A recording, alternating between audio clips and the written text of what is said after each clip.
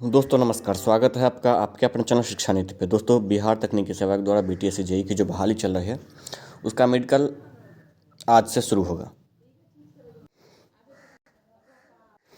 ये आप लोग जानते ही हैं और ये पिछले वीडियो में मैंने पिछले दिनों वीडियो बना के भी बता दिया था।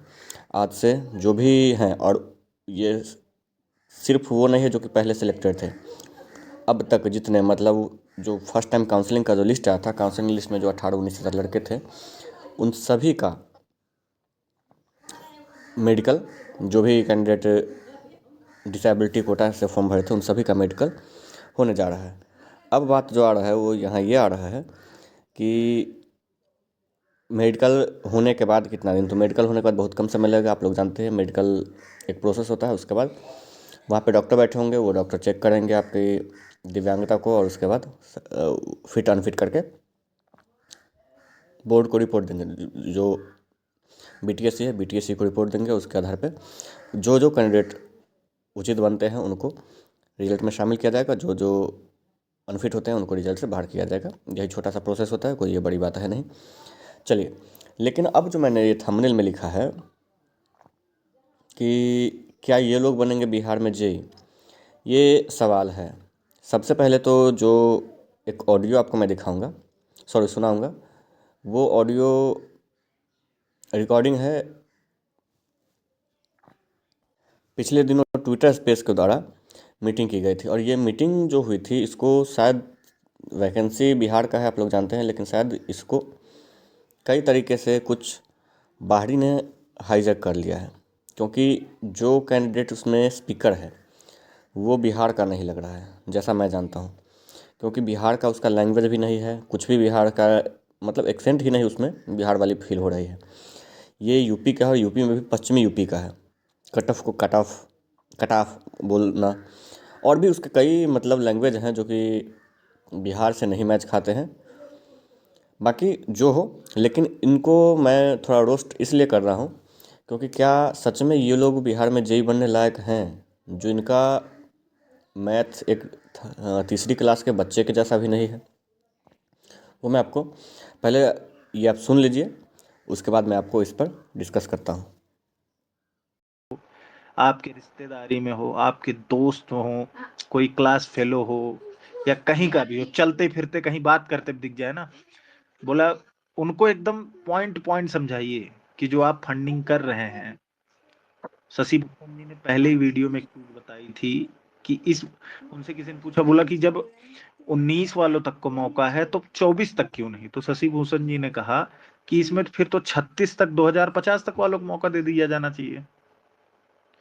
तो उन बच्चों के दिमाग में ये भर गया है कि अगर ये नंबर बहाली अगर कैंसिल होती है तो 7,000 प्लस प्लस 2,000 इधर से 8-9 हजार वैकेंसी आएगी फ्रेश, और कट ऑफ जाएगा नीचे और हम हो जाएंगे सेलेक्ट।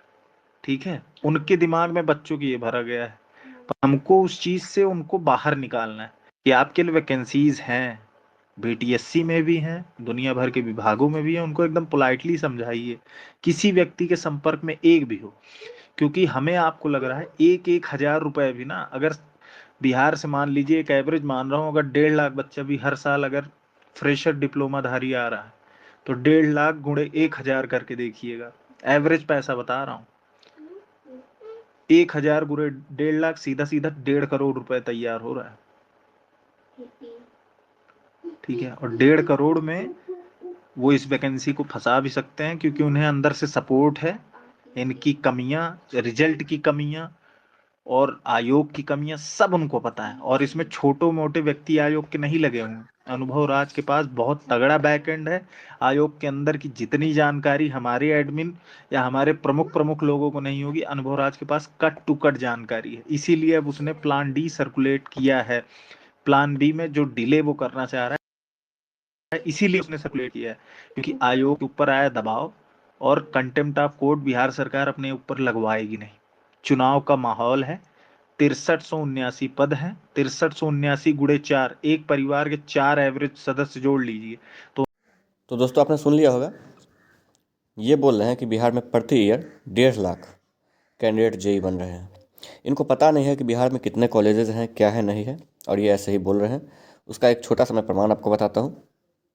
बिहार सरकार का जो रूल है, बिहार सरकार ने जो अपना लक्ष्य रखा है, उस लक्ष्य के मुताबिक हर ज़िले में एक एक पॉलिटेक्निक कॉलेज होंगे। बिहार में टोटल 38 ज़िले हैं, इनको शायद नहीं पता होगा, ये बिहार से नहीं होंगे। 38 ज़िले हैं, प्रति ज़िला में एक एक अगर पॉलिटेक्निक हो तो उसके अकॉर्डिंग 38 होंगे। पटना में 2 है, मुजफ्फरपुर में भी मेल फीमेल लेके एक महिला पॉलिटेक्निक है और एक जेंट्स का नॉर्मल है, जनरल है, वो मिला के वहाँ भी 2, तो 40 हो गए। कुछ प्राइवेट वगैरह मिला के मैं समझता हूँ कि ये 60 के आसपास होंगे। 60 नहीं, मैं 70 भी अगर ले लूँ तो 70। हर कॉलेज में जो सिविल का जो सीट है, अगर बात करूँ मैं, सिविल इंजीनियरिंग का जो सीट है हर कॉलेज में, वो 60 के आसपास है। आपको बता दूँ 60 सीट के आसपास है, किसी किसी में 72 है।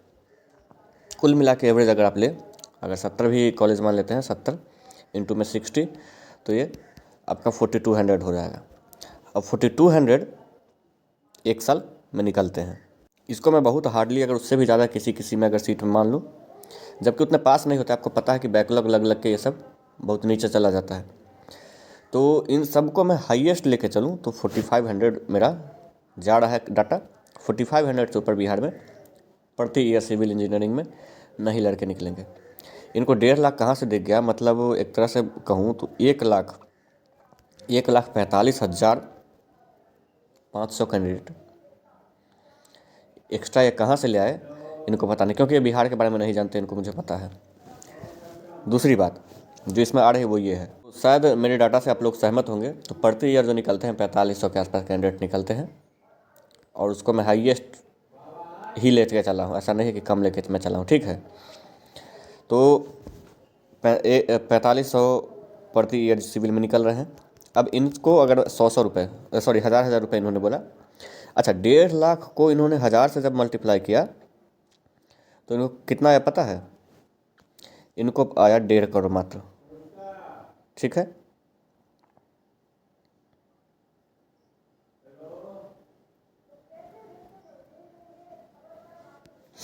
जबकि मैं अगर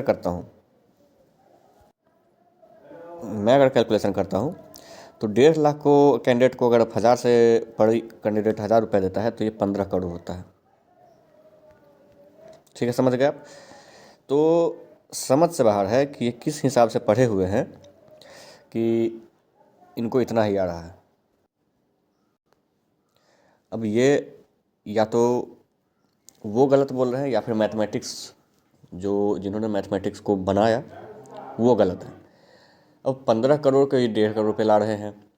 जो बिहार में 4500 के आसपास या हाईएस्ट 5000 के आसपास अगर कैंडिडेट आ रहे हैं, उनको ये 1.5 लाख बताएं, तो डाटा के साथ छेड़छाड़ कभी भी उचित नहीं होता है। तो आप लोगों से निवेदन करूंगा, जो भी पहले सेलेक्टेड थे, जिनको भी अभी उम्मीद है कि सिलेक्शन होगा, उनसे भी किसी बाहरी, सब कुछ कीजिए लेकिन किसी बाहरी के लीडरशिप में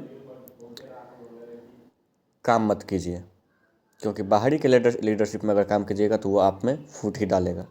तो सबसे पहले तो वेरीफाई करें कि ये जो भी कैंडिडेट था वो बिहार से था या नहीं, और अगर नहीं था तो उनसे पूछें कि ऐसे बिहार में के डाटा के साथ छेड़छाड़ क्यों कर रहे हो। कई लोग ये भी बोलेंगे कि तुझे ज़्यादा इससे मतलब है।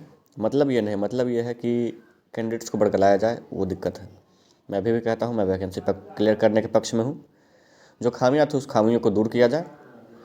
थोड़ी सी दूर करने के लिए DQ वाला मेडिकल हो रहा है, आपको भी पता है, लेकिन इन सभी को जैसे ही आप देखेंगे तो आपको पता चलेगा कि कोई दिक्कत नहीं है।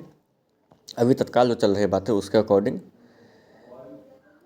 इन बातों को ध्यान में आपको रखना पड़ेगा कि कोई भी वैकेंसी को सफल करवाने या फिर उसको बीच में हाईजैक करने वाला कैंडिडेट आपका नहीं हो सकता।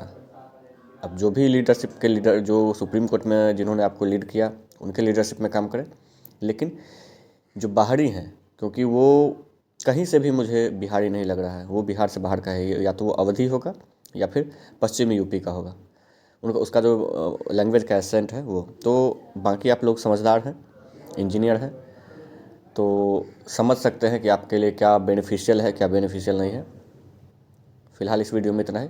धन्यवाद। जो भी कैंडिडेट आज मेडिकल के लिए जा रहे हैं उनको मेरी तरफ से शुभकामनाएं। धन्यवाद।